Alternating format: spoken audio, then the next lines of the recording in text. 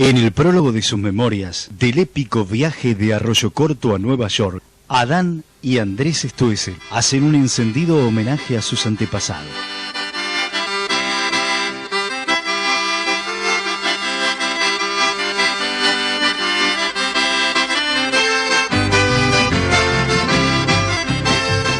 En el año 1878, a bordo del vapor Hohenstadt, arribaron a la Argentina Miguel Stoessel, su abuelo, acompañado de 3 hijos, Felipe, Miguel y Andrés, que solo tenía 18 años. Este último, padre de los raidistas. Llegaron junto a otras familias provenientes de la zona del río Volga, Rusia, que habían respondido a la proclama de Catalina la Grande, que les facilitó tierras a ciudadanos alemanes para que realizaran la producción agrícola, constituyéndose durante casi 100 años en colonias alemanas en la propia Rusia. Allí conservaron su cultura, religión y tradiciones, hasta que al ver cercados sus derechos, se decidieron a viajar a la Argentina para probar fortuna, alentados por la ley de inmigración dictada por el presidente Avellaneda. Desde el Hotel de los Inmigrantes se dirigieron en tren a la Estación Azul y desde allí en carreta al paraje San Jacinto, partido de La Barría, donde construyeron cuevas para residir con sus familias, permaneciendo en el lugar durante 2 años en continuo sobresalto por los malones indígenas.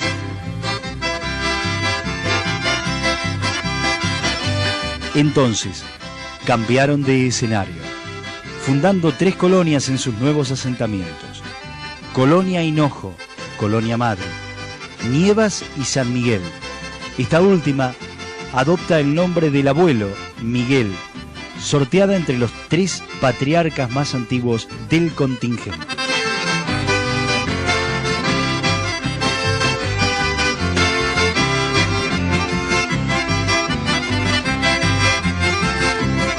La colonia pasó a ser una escuela de capacitación agrícola.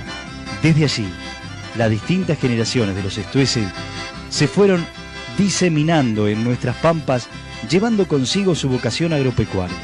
Con espíritu creativo, hicieron ensayos y crearon máquinas para el laboreo.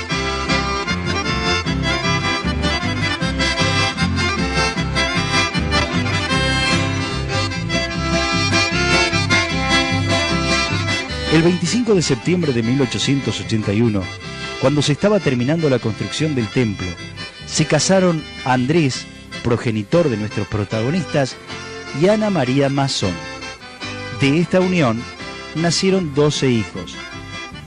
En el cementerio de la colonia San Miguel descansan los 4 antepasados fundadores.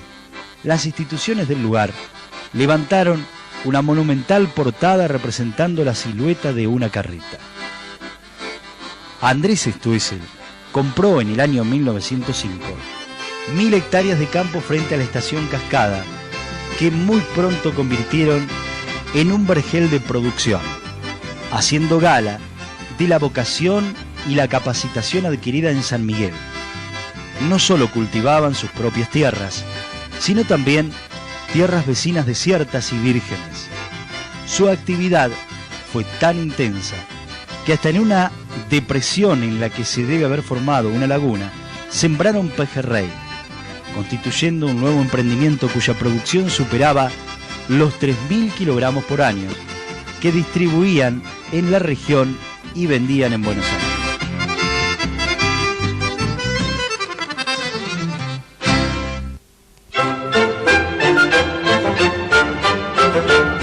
Como la localidad de Cascada había sido fundada por la Compañía Tierras del Sur, sin la correspondiente autorización del gobierno, o sea que se trataba de una localidad sin partida de nacimiento, la familia Stoessel se trasladó a la localidad de Arroyo Corto, donde adquirió terrenos a Fortunato Chiapara y a Tiburcio Riaños. Emplazó allí su vivienda familiar y centro comercial, una especie de casa de ramos generales, que expandió su comercio por la región.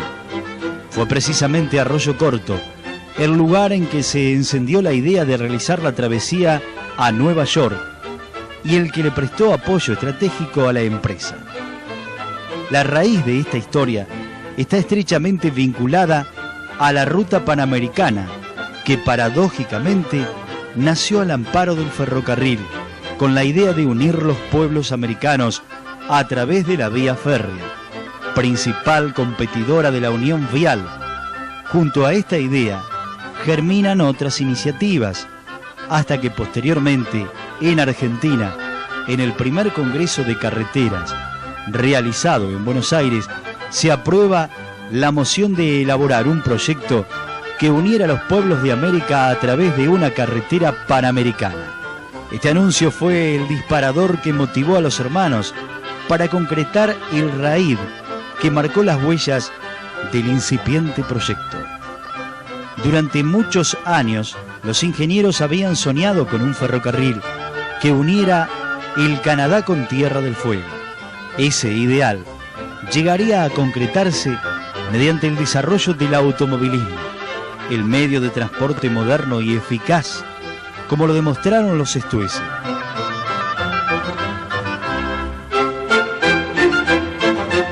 Según palabras del vicepresidente de Estados Unidos, cuando los recibió en el Capitolio de Washington como reconocimiento a la histórica provincia.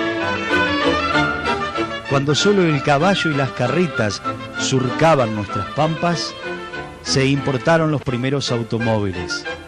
Junto a ellos surgió el RAID, con hombres al volante que eran verdaderos héroes, exploradores de itinerarios que solo mostraban barro, huellas y desolación.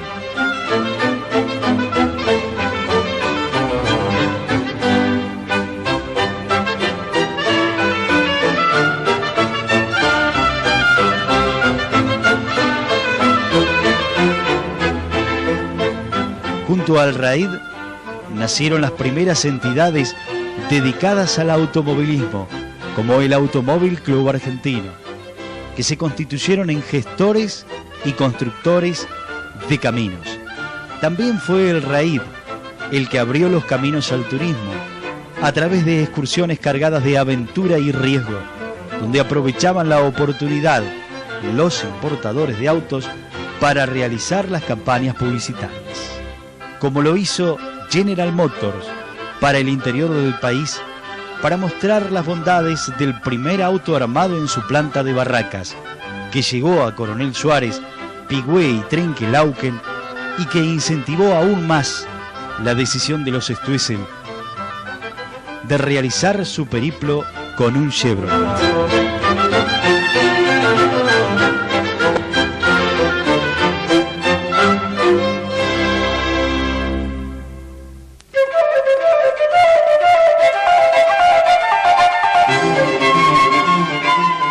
Las asignaturas en que se capacitaron los estueses para el RAID fueron el manejo de la pala para zafar de las encajaduras, de los aparejos para izar el auto,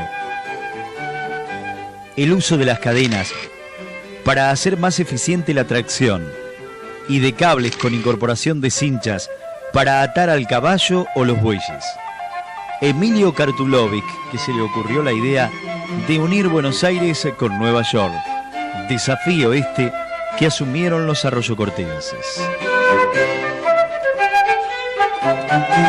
Los hermanos Faure de Pigüé, que atendían gran parte de las maquinarias agrícolas de la familia y que mantenían un estrecho vínculo de amistad, fueron los que influyeron como agentes de General Motors para que el auto elegido para la travesía fuera un campeón modelo 1928. El auto adquirido en la agencia señalada salió de la empresa Faure Hermanos para ser bendecido frente a la portada de la iglesia de Pigüé, Nuestra Señora de Luján, el 14 de abril de 1928, fecha elegida por sus padres para reafirmar el sentido americanista del viaje, que tuvo como punto de partida la Plaza 9 de Julio de Arroyo Corto. El 15 de abril, desde horas tempranas, se fueron convocando gran número de vecinos, amigos y familiares que querían ser testigos de la histórica partida, entre los que se puede mencionar el delegado municipal Eduardo López Villamido, el jefe del registro civil Graciano Echevé, el párroco de la Iglesia Virgen del Carmen Carlos Cockers, el farmacéutico del pueblo César Pardo, el médico Rodolfo Svinden y amigos como Fortunato Chiapara y José Faure, que acompañaron su partida hacia Coronel Suárez, primera etapa de su travesía. En esa ciudad, frente a la agencia Chevrolet, se le brindó el último adiós a los intrépidos aventureros.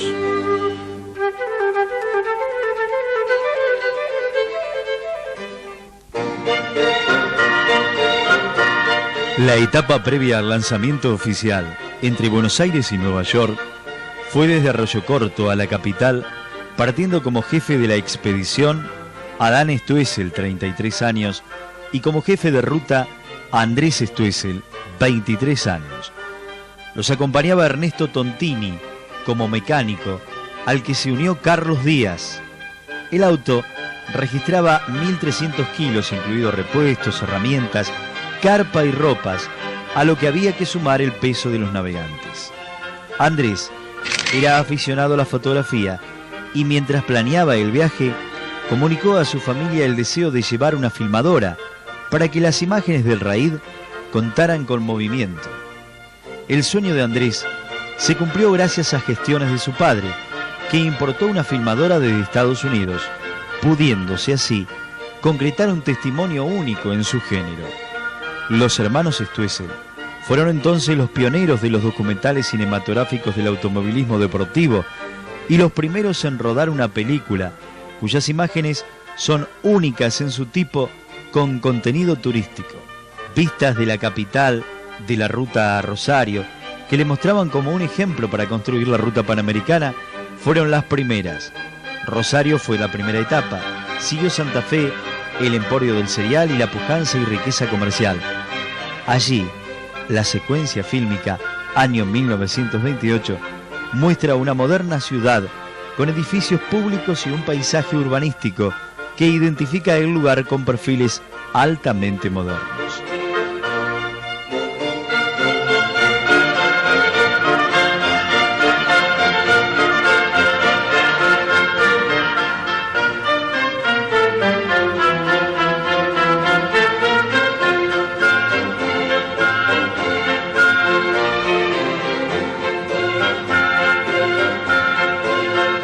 Posteriormente, el camino a la pintoresca ciudad de Santiago del Estero.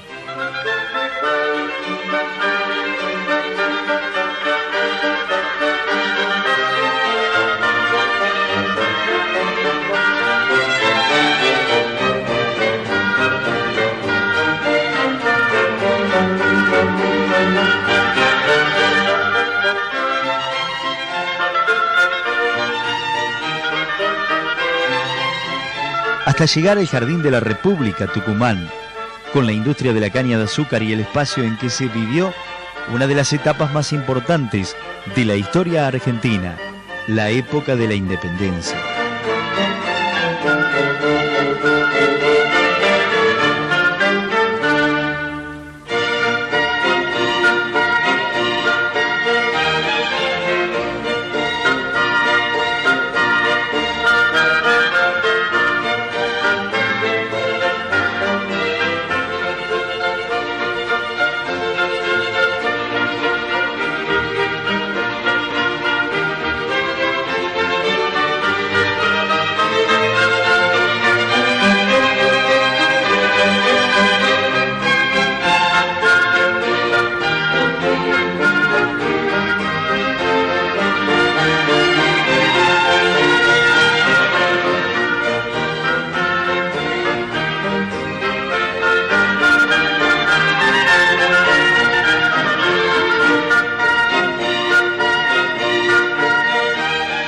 Haciendo alarde de su capacidad para filmar, Andrés captura hermosas imágenes de Salta y Jujuy, sin perder de vista el eje del viaje, abrir las huellas de la ruta panamericana, a tal punto que al llegar a la quebrada de Humahuaca, los expedicionarios recordaron que según la relación de Sarmiento, muchos de los caminos primitivos en esos parajes habían sido construidos por los incas, primeros constructores de caminos en Sudamérica, y resolvieron rendir homenaje a la memoria de los precursores de la vialidad americana.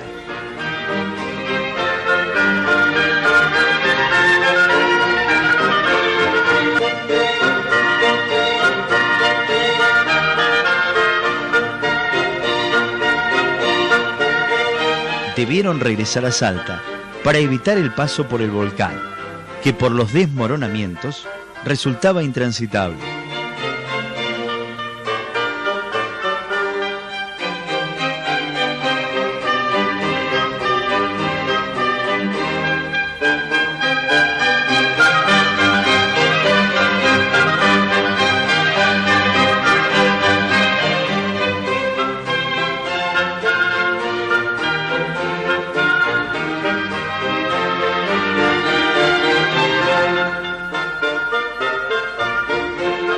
Cerca de la ciudad de La Quiaca, el intenso frío, los 3.400 metros de altura sobre el nivel del mar, los riesgos y los precipicios pusieron a prueba el auto y la pericia conductiva.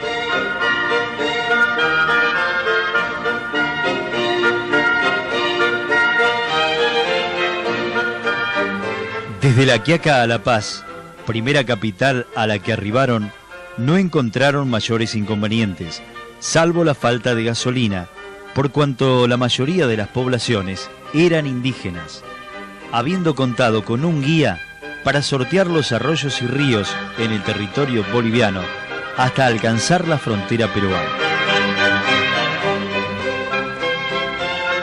Para llegar a Lima debieron afrontar 450 kilómetros de camino de herradura, correspondiente a los Andes occidentales.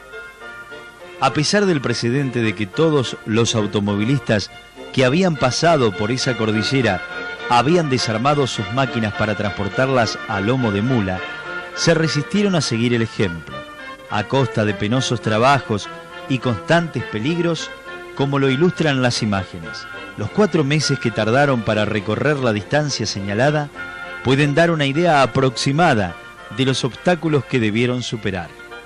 La llegada a Lima les permitió tomarse el primer descanso y acondicionar el Chevrolet, por cuanto consideraban que lo peor del viaje comenzaba allí.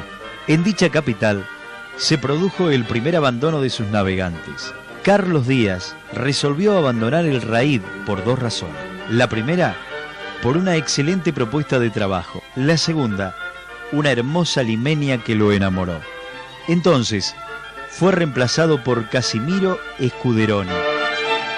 Para llegar a Colombia, debían atravesar parte del territorio ecuatoriano, donde los escasísimos caminos que existían remontaban su construcción a la época de la conquista.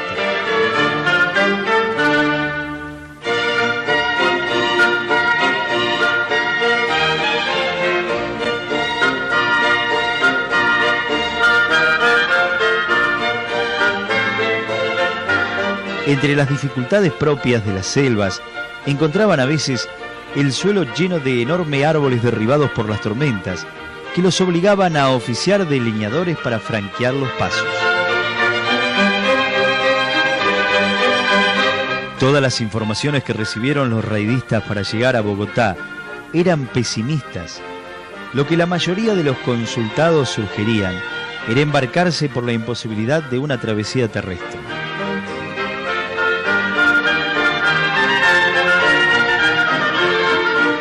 La llegada a Bogotá constituyó un acontecimiento sensacional, pues fueron los primeros en realizar dicho recorrido. Se produjo el 23 de diciembre, con el propósito de permanecer unos días y pasar las fiestas allí.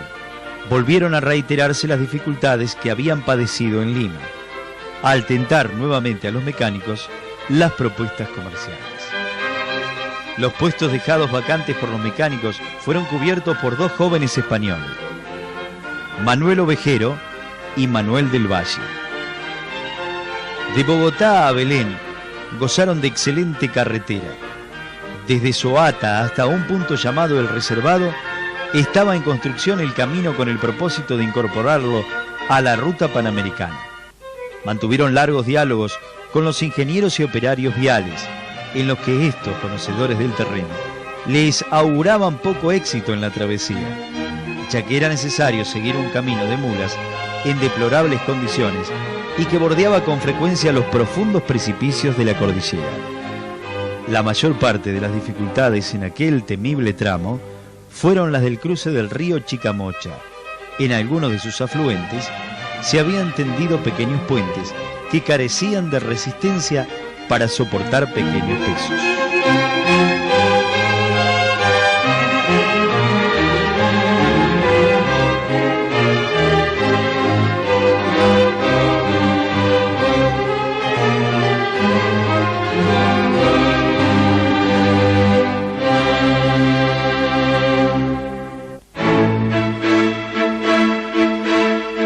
Con la ayuda de un valioso grupo de zapadores que les había aportado el ejército colombiano y expertos ingenieros viales, llegaron a la frontera con Venezuela.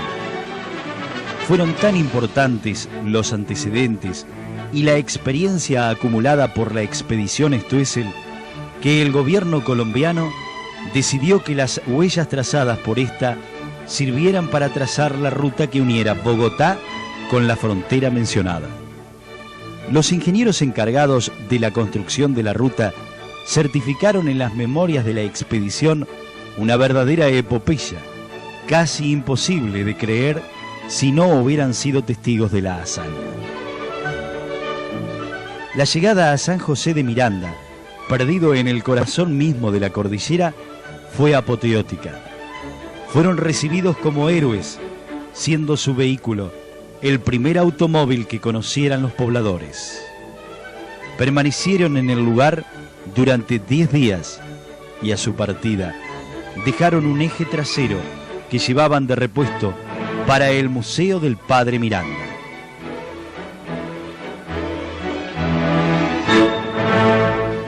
Antes de llegar a la zona conocida como del Almorzadero, lugar trágico donde habían desaparecido muchos viajeros a mano de los bandidos, en medio de la desolación del pasaje ubicado a 4.000 metros de altura, el ejército les prestó protección a los expedicionarios. Los navegantes muestran a través de algunas imágenes cómo vivían, se alimentaban y dormían con el techo de las estrellas o el improvisado lecho formado por la huella de un camino.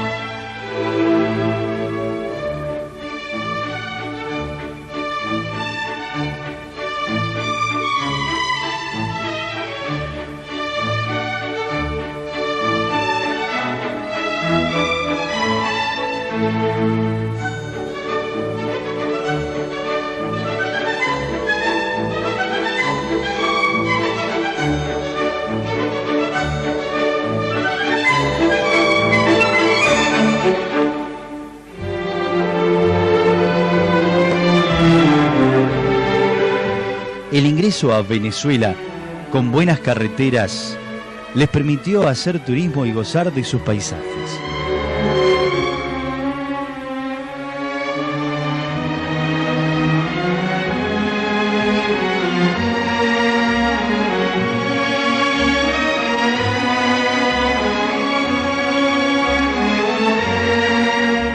Arribaron a Caracas el 24 de marzo, después de realizar un recorrido de 1.234 kilómetros, al que los hermanos Stoessel calificaron como las mejores rutas de Sudamérica. En Caracas trabaron gran amistad con el presidente venezolano, general Juan Vicente Gómez.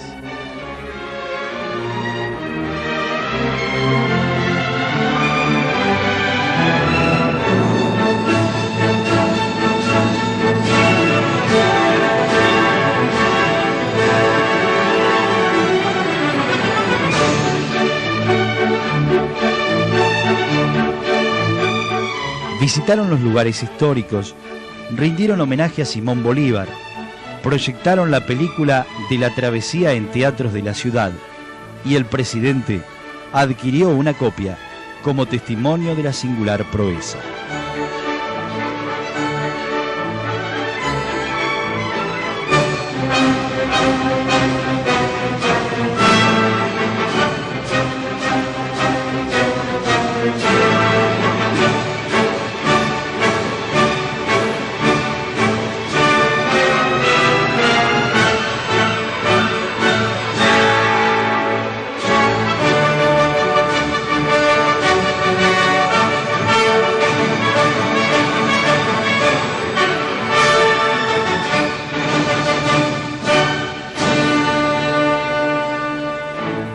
emprendieron el viaje de regreso, desde Caracas hasta llegar a Coro, la más antigua de las ciudades coloniales de nuestro continente.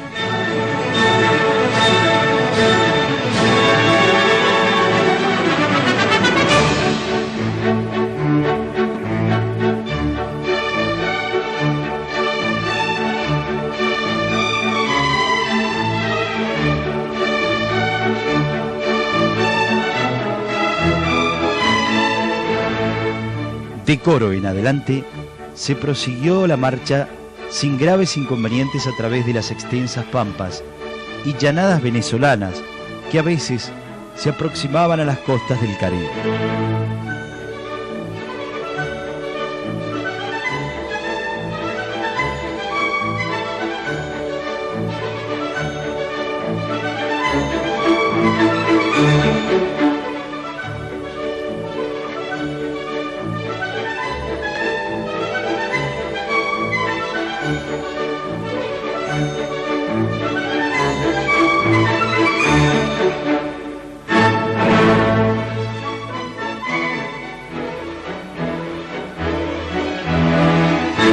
En tierra de vegetación tropical, se acercaron a Maracaibo, centro de la producción petrolífera de Venezuela. La revolución, que acababa de estallar en algunos puntos de la costa y que tenía uno de sus centros en Carora, obligó a los Stoessel a viajar de noche antes de correr el riesgo de que les incautaran el Chevrolet, ya que por esos días las fuerzas del gobierno se habían apoderado de todos los vehículos mecánicos de la región. Por Altagracia llegaron a Maracaibo, donde fueron agasajados por representantes de General Motors y autoridades de la región.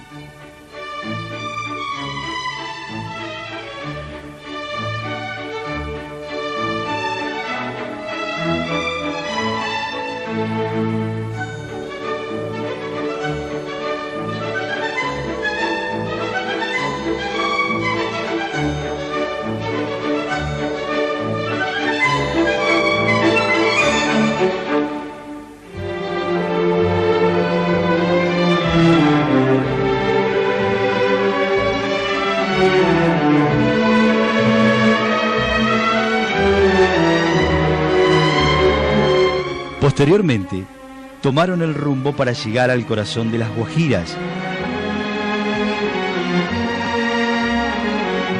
vasta región poblada casi totalmente por indígenas, que se encontraban en su mayor parte en estado semisalvaje. No tuvieron mayores problemas en la zona indígena, salvo los extravíos que a menudo debieron sufrir por la falta absoluta de indicaciones, hasta que los mismos indios, por medio de señas, lograban orientar. Pudieron recoger varias vistas sobre los indígenas y sus costumbres, empleando algunos metros de película y fotografía que fueron aprovechadas en las investigaciones de varios antropólogos.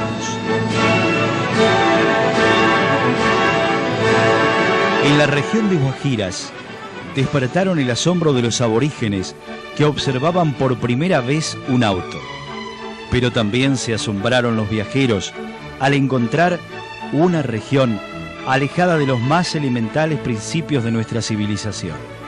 Aquella era la América inédita, la América virgen, que parecía ya desaparecida después de 4 siglos de europeización.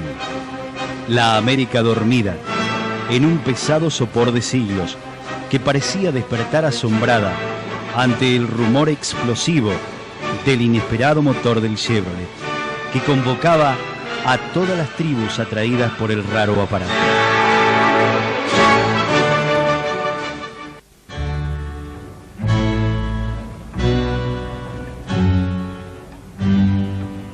Una vez dejada atrás la región de las Guajiras, el rumbo y el objetivo fue alcanzar Barranquilla y Cartagena. Para llegar al destino propuesto, debieron sortear distintos escollos, bosques y selvas, donde debieron abrirse camino con hachas y machetes, en un marco climático donde las frecuentes lluvias hacían levantar enormes columnas de vapor sobre los pantanos, con nubes de mosquitos y el acechante peligro de las boas. La cordillera fue un obstáculo muy difícil de vencer. Allí son frecuentes las pronunciadas y peligrosas pendientes, donde las grandes piedras de aristas afiladas por la acción constante del agua inutilizaron muchas cubiertas. Un mes fue el tiempo empleado para poder vencer a la cordillera valiéndose de todos los recursos, incluidos los propios brazos, que en una suerte de tracción a sangre impulsaban las ruedas del coche cuando el motor se le agotaba la fuerza por las pronunciadas pendientes. Uno de los pasos de mayor riesgo fue la Vuelta del Diablo, un paso emblemático que simboliza el riesgo y los peligros del lugar, que está obstruido materialmente por una enorme peña que corta el camino sobre el declive del monte. Debieron sortearlo trabajosamente a fuerza de paciencia, colocando gruesas estacas apoyadas en las hendiduras de aquellas moles de piedra, con el objeto de sujetar el coche para impedir que cayera rodando monte abajo. Luego de un descomunal esfuerzo que reflejan las imágenes en un atardecer iluminado por la gloria, llegaron a la cumbre.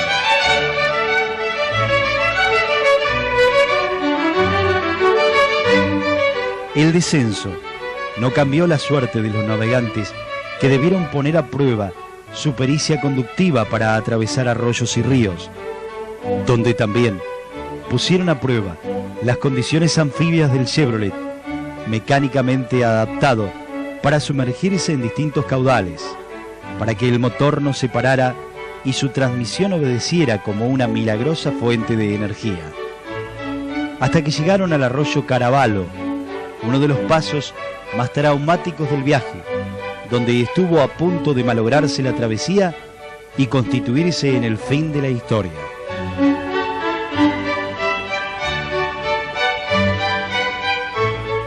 La profundidad cenagosa y la gruesa capa del fango que se ocultaba en su lecho hizo caer al Chevrolet en un pozo insospechado, con grave deterioro para el motor que quedó seriamente dañado. Lo peor fue cuando, al pretender revisar los desperfectos sin salir del agua, los sorprendió el gran caudal que comenzó a crecer rápidamente, poniéndolos en un verdadero aprieto, obligándolos a saltar rápidamente para ponerse a salvo.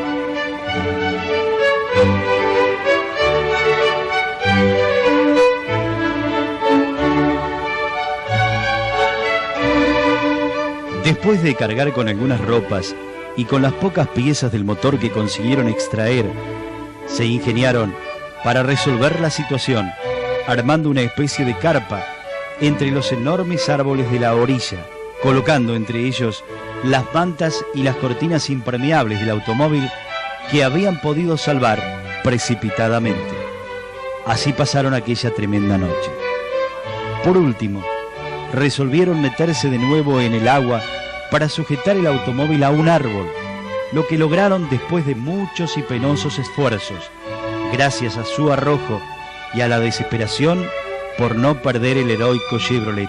Al otro día pudieron rescatar el vehículo, que había permanecido toda la noche sepultado por el lodo. Largas horas fueron necesarias para desarmarlo y proceder a su limpieza.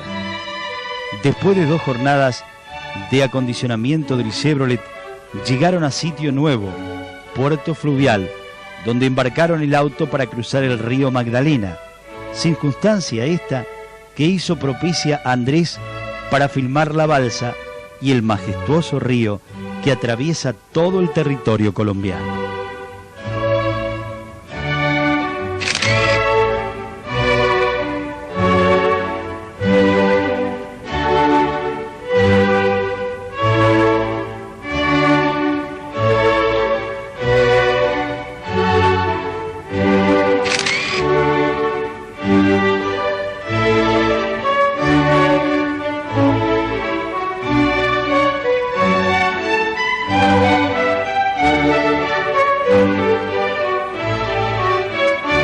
Previo a llegar a Barranquillas, Las cosas comenzaron a cambiar luego de un penoso mes de accidentado trayecto.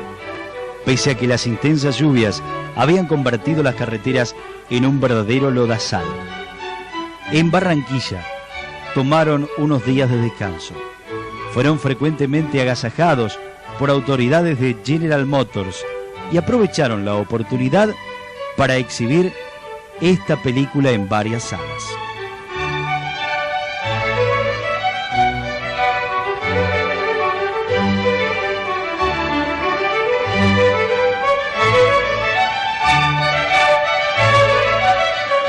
De Barranquilla a Cartagena de Indias realizaron el trayecto sin obstáculos, ya que existían buenas carreteras que les permitían disfrutar del paisaje. Cartagena de Indias llegó a ser, a fines del siglo XVI, uno de los principales puertos de América. La llegada al lugar fue muy celebrada por los Stoessel, que sentían gran avidez por conocer este histórico lugar de una rica arquitectura caracterizada por su sobriedad. Visitaron varios interiores de viviendas que respondían a los estilos dominantes en Europa en la época de la conquista. Las construcciones militares de Cartagena también sorprendieron a los visitantes por sus fuertes y por su plaza amurallada, considerada la más importante de América.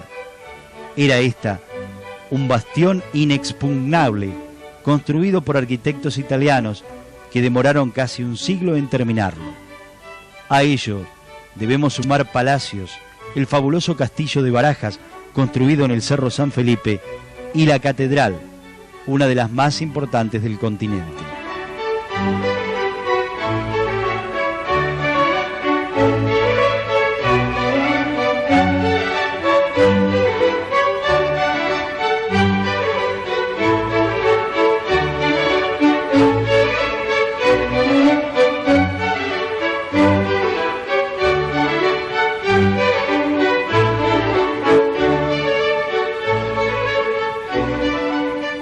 Desde la frontera colombiana hasta la llegada a Panamá se encontraban los más insalvables escollos conocidos como la zona del Darién, que frenaron durante muchos años el desarrollo de la ruta panamericana.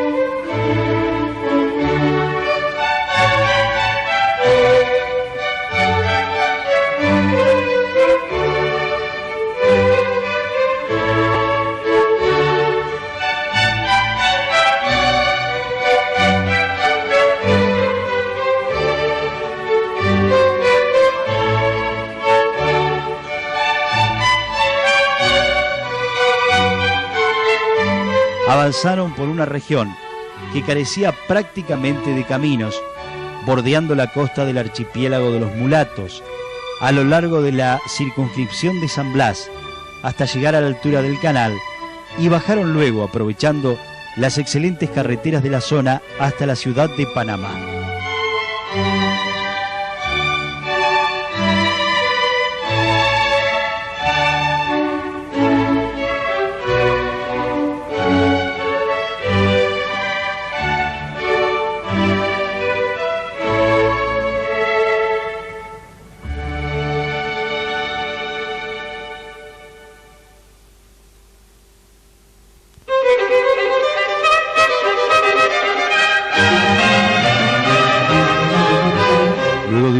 Descanso, retomaron el viaje.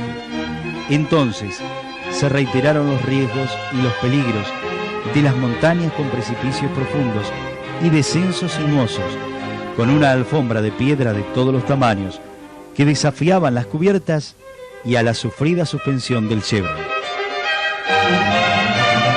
Los incontables arroyos eran exploradas a nados antes de cruzarlos, con el propósito de hallar el cruce menos peligroso y de menor correntada. Del accidentado terreno puede tenerse una idea si se estima que la construcción de la carretera que partía desde Medellín, en Colombia, hacia el Golfo de Darien, había costado en alguno de los tramos construidos hasta 30.000 pesos oro por kilómetro.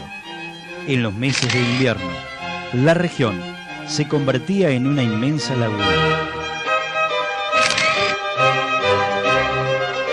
Ingresaron a Costa Rica con un cansancio abrumador que los obligó a descansar unos días en la histórica ciudad del Cártano.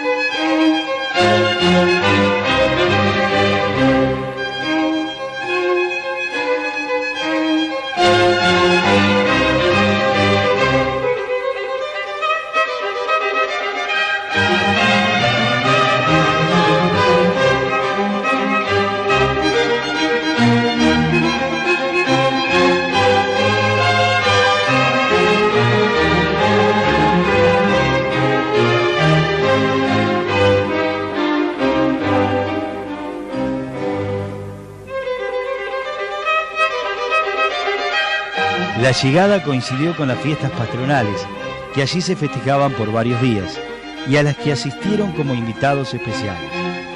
Calificaron a las mujeres costarricenses como las más bellas de América.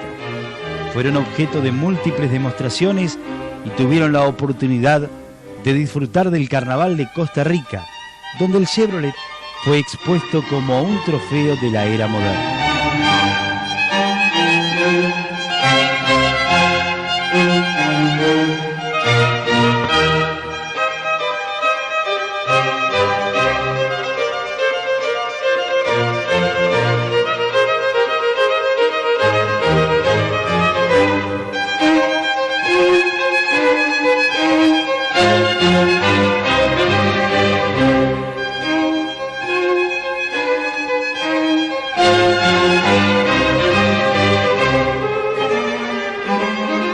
Emprendieron viaje rumbo a Nicaragua para alcanzar la capital San José, donde calificaron a este recorrido como el más temerario de todo lo que habían traspuesto.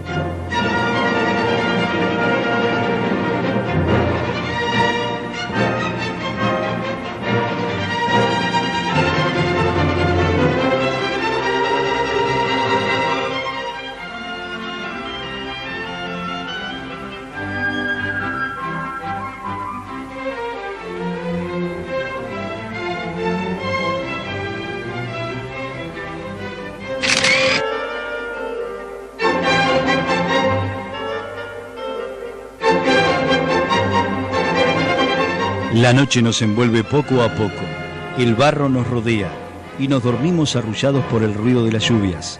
Bautizan el lugar con el nombre de Océano del Barro. A la mañana regresan los bueyes y en un supremo esfuerzo rompen las cadenas, pero ponen a salvo el automóvil.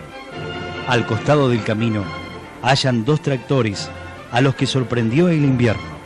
Están sepultados en el barro y para salvarlos los están desarmando pieza por pieza. En esas difíciles circunstancias debieron viajar durante 24 días para totalizar solo 124 kilómetros, desde San Juan del Sur a Granada. Las imágenes de la película, más elocuentes que las palabras, reflejan el motivo de esa demora.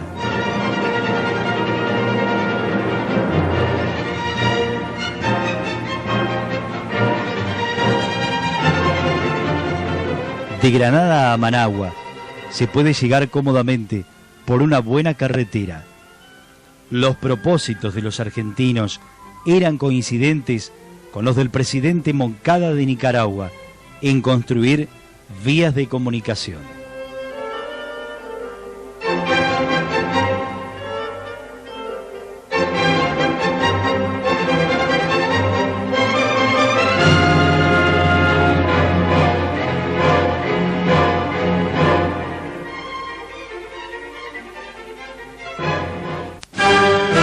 Trabaron amistad con el presidente y tienen el privilegio de compartir la inauguración de 2 tramos de la carretera panamericana.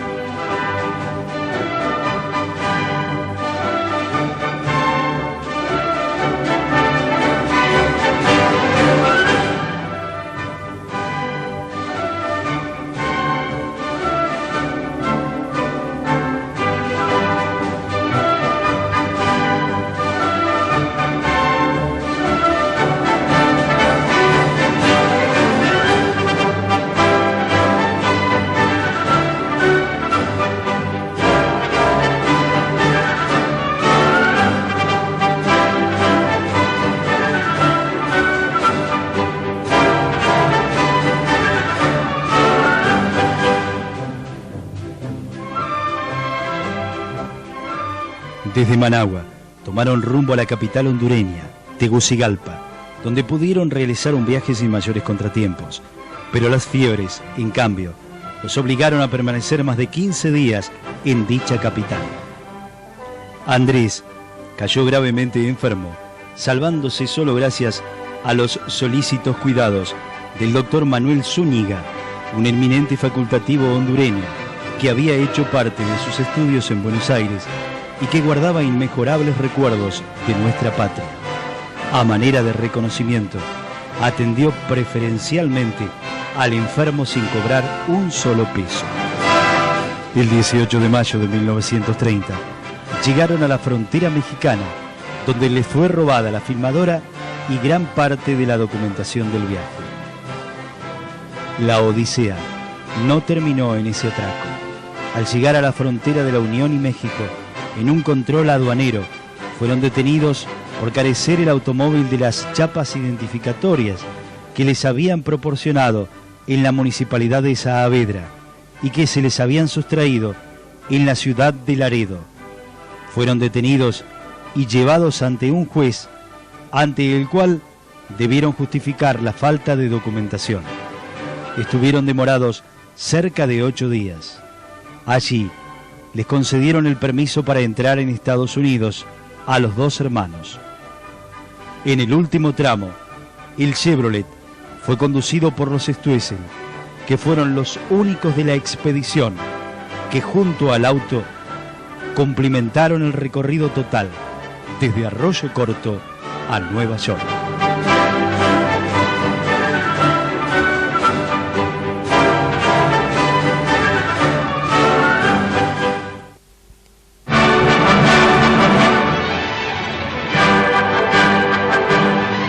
En el tramo final, fueron acompañados por un directivo de General Motors, que ofició de intérprete a la llegada a Nueva York.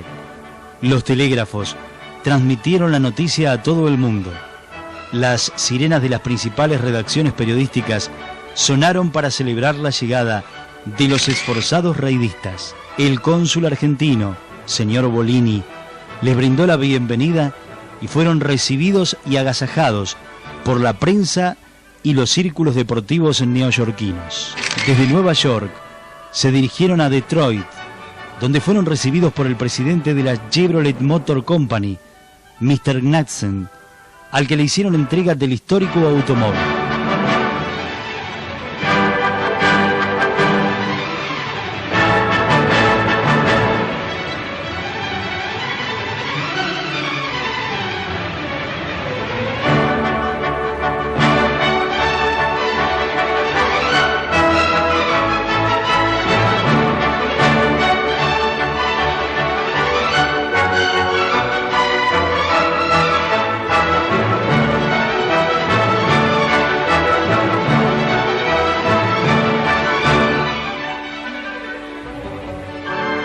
Antes, fueron a Washington, donde los recibió el vicepresidente de los Estados Unidos, Mr. Curtis, en ausencia del presidente Hoover, al que le hicieron llegar el mensaje del doctor Marcelo T. de Alvear, que había sido encomendado a su salida desde Buenos Aires. En la ceremonia en la Casa Blanca estuvieron presentes el diplomático argentino doctor Julio Enciso y el presidente de la Unión Panamericana, doctor Leo Rowi, quien elogió la proeza de los argentinos y comparó su raíz con la gesta sanmartiniana por la voluntad de unir las capitales americanas en un gesto de paz y unión de sus pueblos.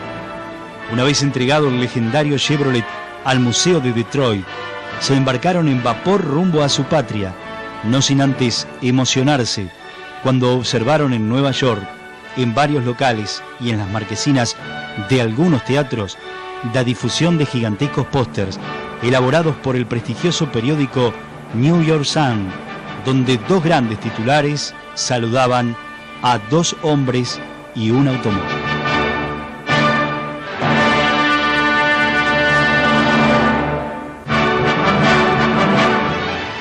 La primera escala de su regreso triunfal es Coronel Suárez, lugar donde residen varios parientes y amigos que le prodigan una cálida recepción, a la que se suman autoridades municipales y los concesionarios de General Motors. El tren especial esperó a los hermanos Stoessel por espacio de más de una hora para que pudieran cumplir con todos los actos preparados y posteriormente continuaron viaje a su terruño de Arroyo Corto, donde su llegada fue apoteótica.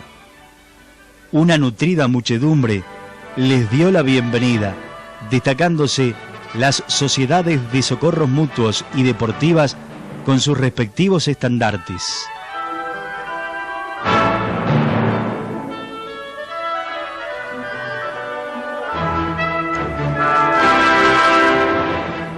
Acto continuo, se organizó la columna dirigiéndose a la iglesia donde se ofició un Te Deum por el feliz regreso de los raidistas.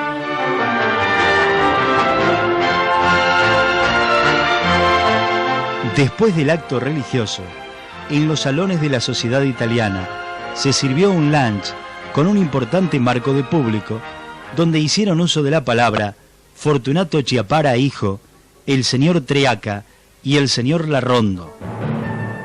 Y cerrando el acto el señor José Faure, que emocionó a los presentes cuando contó en detalle cómo se gestó el glorioso viaje. El día 19 de junio de 1930, el homenaje prosiguió en Pigüé, organizado por la agencia Chevrolet de Faure Hermanos. En la historia de la ruta panamericana figuran varios raid que utilizaron tramos de la misma. Entre los pioneros figuran en primer lugar en el año 1926 al señor Sid Felly, que uniera Buenos Aires a Nueva York a caballo, que tardaron para cubrir la distancia mencionada 2 años y 3 meses. En el segundo lugar histórico figuran Adán y Andrés Stoessel, año 1928, primer viaje de la era del automovilismo que entre Buenos Aires y Nueva York, al comando de un Chevrolet Campeón modelo 28, emplearon un tiempo de 2 años y 15 días. En realidad, el kilómetro cero de este raid es Arroyo Corto, por lo que hay que sumarle la nada despreciable suma de 500 kilómetros a esta epopeya de la ruta panamericana. Ni siquiera el alto valor americanista que los impulsó en el viaje alcanzó para reivindicarlos del olvido y el silencio, pese que en su llegada a Estados Unidos fueron reconocidos por el presidente de la Unión Panamericana, hoy OEA, Organización de Estados Americanos, Mr. Leo Rowe. Comparando su hazaña con la gesta libertadora sanmartiniana, señaló que, pese a tener las dos expediciones americanas características y contenidos distintos, gozaban ambas de un mismo objetivo: libertad, paz y unión de los pueblos americanos.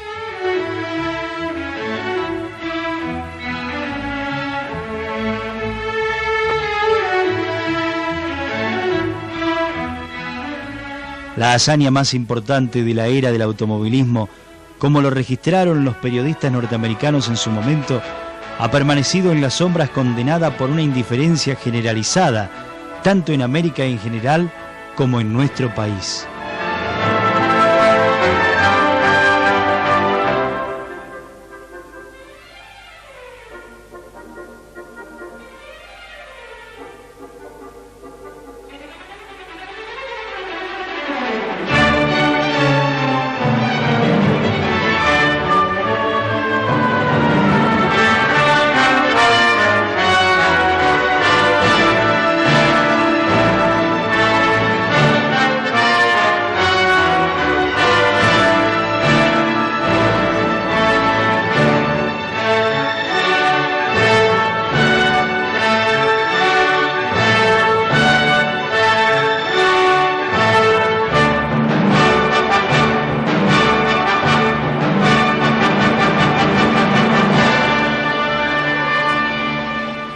El propósito de este documental es exhibirlo para que su testimonio fílmico nos permita cumplir con el deber indeclinable de intentar recuperarlo del olvido, asumiendo como lugareños la responsabilidad de difundirlo y usted, como espectador, la responsabilidad de observarla para difundir una historia prácticamente ignorada.